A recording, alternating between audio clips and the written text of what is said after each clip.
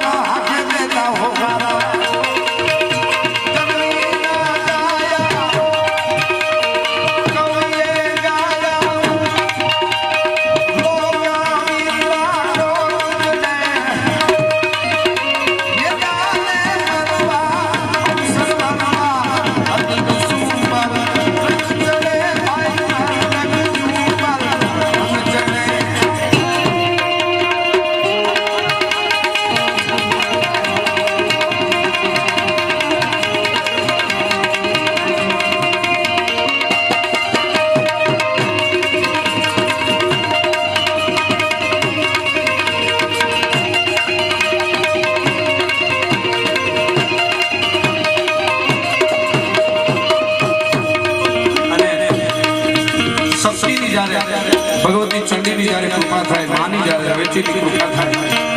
ત્યારે આવા સુરવીરો એના યુગો સુધી નામ રહે આજ હું તમે અહીં મળ્યા છે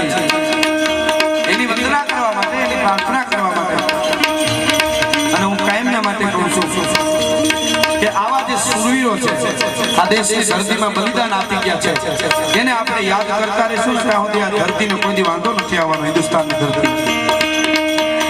પછી ભગવતી રવેચી હોય આશાપુરા હોય રામ હોય કૃષ્ણ હોય બુદ્ધ હોય મહાવીર હોય જીસસ હોય પેગમ્બર હોય વાહેગુરુ હોય કોઈને તમે રાજનદી રાડું નાખે કોઈ આવે નહીં કોઈ દી આવે તો બોલાવી જો પીછળ મોગલ કોઈ માતાજી નો આવે ભગવાન નો આવે ખાલી રાડું નાખી પણ અંદરથી જ્યારે દેશ દાસ જાગે ક્યાંક ગાયું કપાતી હોય તેથી હક ન થાય ક્યાંક સરહદની માથે બે જુવાનના માથા કો કાપી જાય રાતે નીંદર નો આવે ને તેથી આ ભગવતી રવેચી ને આશાપુરા કૃષ્ણ મહાવીર બુદ્ધ હારીમાં ઉભા રહીએ રામ ને બધાય અને એમ કે અડધો અવાજ કરીને જો ન આવી જાવ તો હું પરમાત્મા ન કહેવો અથવા હું જોગમાયા ન કહેવો ભલા માણસ ત્યાં આવે બાકી ખાલી નહીં પણ અંદરથી વેદના જાગવી જોઈએ અંદરથી દેશદાસ જાગવી જોઈએ અને આ સુરવીરને આ ખેતાજી બાપુને અને અંદરથી જ્યારે દેશદાસ રાજપૂત જાગ્યો નતઃ ક્ષતિ ઇતઃ છાત્ર અને નતઃ ક્ષિતિજ ઇતઃ છાત્ર છાત્ર ધર્મ જ્યારે જાગ્યો અને યુદ્ધના મેદાનમાં નીકળ્યો છે અને મારે એક બે કડીમાં દાદ બાપુની રચનામાંની યાદી કરાવી ગામના પાદરમાં આજ પણ જઈને કોઈ પ્રશ્ન કરે કે બાપા તમે અહીં કેમ ખોડાણા અહીં વર્ષોથી બેઠા છો અને સાહેબ અમે પગે લાગવા ગયા પછી અમને લાગ્યું એમ અમે મંદિરમાં ઉભા રહીને બાપાના અને બે હાથ જોડીને અંદરથી અવાજ કે ખેતાજી બાપા હા રાજપૂત એટલું બોલીને જો હૈયામાં વાઇબ્રેશન ન આવે તો આ દેશનો રાજપૂત નો કહેવાય ભલા માણસ આ દેશનો સુરવીર નો કહેવાય અંદરથી આવે આપણે વાઇબ્રેશન આવે એમ થાય આવા સુરવીરો અને એની હારે શક્તિ હોય માં તો કાયમના માટે બંધાણી છે પણ આવા જે છે ને ભનોતા પુત્ર આ દેશના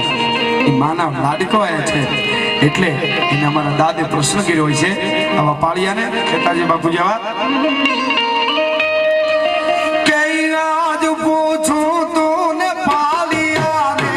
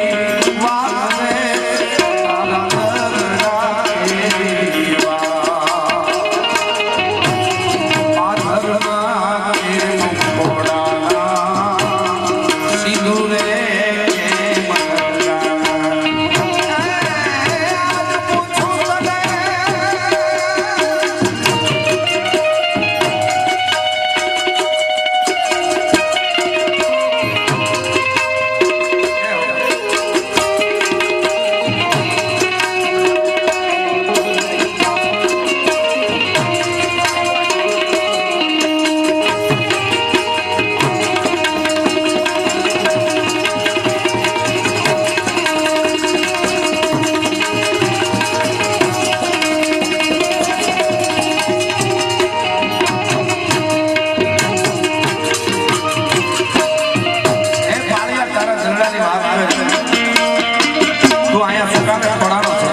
કેરી પાળી અને કોઈને જવાબ દીધો છે દાદને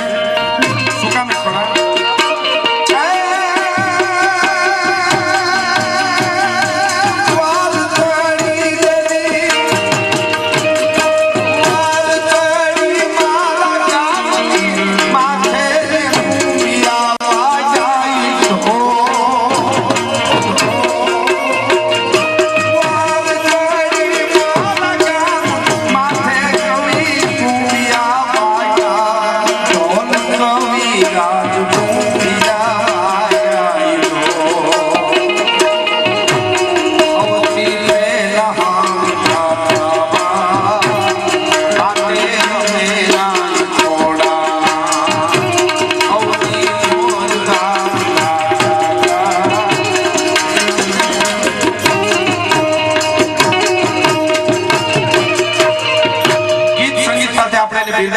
સાહિત્યનો માણસ છું એટલે ધરાર વચ્ચે થોડી થોડી વાત કરતો રહે કારણ કે મને હોજરી ન વળતા હું ગાવાની તો આપણને મજા જ આવે પણ ગાવાનું આવે ત્યારે ગોળ કરો તો વાંધો નહીં પણ હવે બધાને મોજ છે એટલે એનો કઈ વાંધો નથી ખાલી કઈ ધર્માદામાં બધું છે પણ જે આજનો જે આનંદ છે એ જે સુરવીરો હોય યુદ્ધના મેદાનમાં મેં કીધું એમ દેશના માટે જે ખપી ગયા છે એને કોઈ દી આ દુનિયા આ દેશ કોઈ દી એને ભૂલ્યો નથી અને એ તો હતા હરકની વેન તમે વાતો સાંભળી છે ઘણા એમ કહેતા સ્વર્ગ આમ કરો તો હરક મળે આમ કરો તો સ્વર્ગ મળી જાય પણ હું એમ કહું છું કે આજનો જે આ માહોલ છે આ એક એવા સુરવીરને લડાવવા માટે હું તમે બેઠા છે આનંદ કરી છે સંસ્કૃતિના ગીતો વાતો સાંભળીએ છીએ આનાથી મોટો સ્વર્ગ ક્યાંય બ્રહ્માંડમાં ન હોય છે જાહેરમાં કહું છું ભલામાં આ જ સ્વર્ગ છે આવા જે સુરવીરો બેઠા છે ને ત્યાં સ્વર્ગ છે અને અહીંયા પાળીઓ તો છે જ આપણી આ પરંપરા છે પાળિયા બિહારી આપણે પૂતળા ઉભા કરી થોડી યાદી વચ્ચે કરાવતો રહે એક સાહિત્યકાર તરીકે છું એટલા માટે પણ આજ નહીં ગૌરવ છે આ રાજપૂતો બેઠા છે એટલા માટે ખાસ આજે 550 વર્ષ પહેલા અકબર બાદશાહને દિલ્હીમાં ખબર હતી કોના પૂતળા ઉભા કરાય અને કોના મોટા જોવાય ખાસ સાંભળજો યુવાનો તો ખાસ હું તો ઘણી વાર કહું તમે રામાયણ બેહારો તો 9 દીમાં પૂરી થાય મહાભારત બેહારો તો 7 દીમાં પૂરું થાય ભાગવત પણ આ દેશની ધરતીના સુરવીરોના ક્ષત્રિયોના એટલા ઉજળા ઇતિહાસો પડ્યા છે ઉપરા ઉપર પુસ્તક ખડકતા જાવ ને તો હરકમાં ભગવાનની નિહાણી થઈ જાય તો વધે એટલા ઇતિહાસો પડ્યા છે પણ એવા રાજપૂત છત્રી કોને કહેવાય આજથી 550 વર્ષ પહેલા અકબર બાદશાહ સહી દિલ્હીની ગાદી ઉપર બેસીને હિન્દુસ્તાનમાં રાજ કરતો હતો એને ફતેહપુર સિકરેમાં અકબર બાદશાહે પોતાના જનાનખાનાની સામે ખાસ વડીલો પર બેઠા એટલે નોંધ લેજો યુવાનો તો ખાસ બે રાજપૂતોના પુતળા ઉભા કર્યા હતા જગમાલ અને પત્તા નામના રાજપૂતો ફતેહપુર સિકરેમાં અકબર બાદશાહે અને કઈ જગ્યાએ પોતાના રાણીવાસની સામે સવારના પોરમાં અકબરની બેગમો અકબરની રાણીઓ અકબરની પત્નીઓ અકબરની નાતનીનો બારી ખોલે તો રાજપૂતના મોટા જોવા પડે પુતળા એમ અકબર બાદશાહે પુતળા ઉભા કરેલા એના મંત્રીઓએ વાંધો ઉઠાવ્યો કે બુથ को तोड़ दो हिंदू ना मदीने तो આપણે તોડીએ છીએ બુથ को तोड़ दो બુથ को हटा दो हम इस्लाम है हम उसका मुख क्यों देखे सुबह उठ के राजपूत का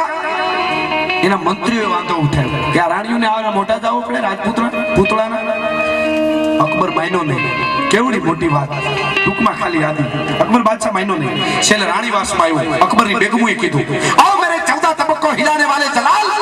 आप किससे डरते हैं बूथ को तोड़ दो हिंदूना मंदिर ने तो આપણે તોડીએ છીએ ના રાજપૂતના પૂતળા हमारे हवाરમાં सुबह उठ के हमें उसका मुख देखना पड़ता है हटा दो उसको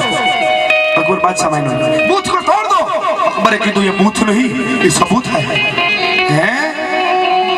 कि ये बूथ नहीं ये सबूत है आहा कैसा सबूत सवाल करो अकबर ની રાણીઓને હામો कैसा सबूत तेदी अकबर बादशाह कीधु तुम्हारे गौरव लेवानुं छे मारे तुम्हारे अकबरे कीधु सुबह उठ के मेरी कोई भी बेगम हवार में उठी मारी कोई पण रानी सुबह उठ के मेरी कोई भी बेगम एक बार राजपूत के पुतले का मुख देख लेंगे और एक शाहजादा ऐसा पैदा हो जाएगा तो मेरी दिल्ली की गद्दी के सामने कोई आंख उठा के नहीं देख सकेगा साहब तेदी राजपूत ऊपर एने गौरव હતો કે આના મોટા જોવા અને આવા ખેતાજી રાજપૂતના આ મકવાણાના આ ચંડેસરના દેવાજ બોદરના શિવાજીના મહારાણા પ્રતાપના રામના કૃષ્ણના ફોટા રખાય પાકીટમાં ચોકમાં ગાડીઓમાં આ શાહરુખના સલુ ફલુના નો રખાય સાઈન ફલુ થઈ જાય આ સંસ્કૃતિ આપણી નથી આ તો આપણે આગાવ્યા ગયા છે બહુ પણ આપણી જે પરંપરા છે એ અકબર બાદશાહને ખબર હતી કે આ રાજપૂતના મોટા જોવાય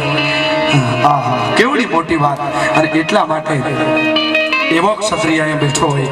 અને એને લડાવવા માટે થોડી કારણ કે સૂર્યવંશી આ તો મારવાડમાંથી આવેલા એવા રાજપૂતો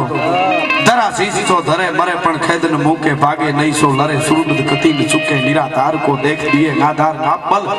અડગ બચન ઉચ્ચાર સ્નેહ મે કરે નહીં છલ અને એને નક્કી જીવતરમાં એક નવી રચના છે એટલે આપને મજા આવશે એને જીવતરમાં એક જ નક્કી કર્યું હતું પછી એને બાટી બધાને આપી દેવું પછી પૈસો હોય તો પૈસો રજવાડું હોય તો રજવાડું હું ઘણીવાર કહું છું આપણે ત્યાં અહીંયા ઘણા અત્યારે દાન બોલાય છે કારણમાં આપણા દેશમાં ગુજરાતમાં કે ભાઈ ફલાણી જગ્યાએ ધર્મશાળામાં કે ફલાણા ભાઈએ કરોડો રૂપિયા આપ્યા એ કે આટલી 10 વીઘા જમીન બક્ષી દીધી ફલાણા જ્ઞાતિએ ફલાણા ભાઈ એટલે આપણે રાજી થઈ આપે સારું પણ કે આવું કોઈ ન આપી શકે આવી વાત તો સાંભળી છે કે ફલાણા ભાઈએ આપ્યું 10 વીઘા જમીન કે 20 વીઘા ગૌશાળામાં આપી દીધી ઓલામાં પણ સાહેબ એક લખી લેજો 20 વીઘા 10 વીઘા આપી એટલું નહીં પણ જેથી દેશને આઝાદ કરવો હતો ને શરૂઆત કોણે કરી તેથી 18 હે પાદર ભાવનગરના મોટા મોટું આપણું રજવાડું આવ્યું અને એને જઈને વલ્લભભાઈ પટેલે કીધું તમે જો સહી કરી દો તો બધાય રાજા કરી દી તેથી રાજપૂત બોલ્યો છે ગોહિલવાર ધણી એને એમ કીધું મારો હિન્દુસ્તાન મારો ભારત જો આઝાદ થતો હોય ને તો 18 પાદર એના માટે કુરબાન છે આ રાજપૂતે આપ્યું છે પછી બીજા એમાંથી 20 વીઘા 10 વીઘા હવે આપે કોણે આપ્યું કહેવાય આટલું આપ્યું છે એટલે મારે એના ચરણમાં એક રચના આપને મજા આવી છે એનું લક્ષ્ય કેવું હોય કે જીવતરમાં મળ્યું હોય તો કાંઈક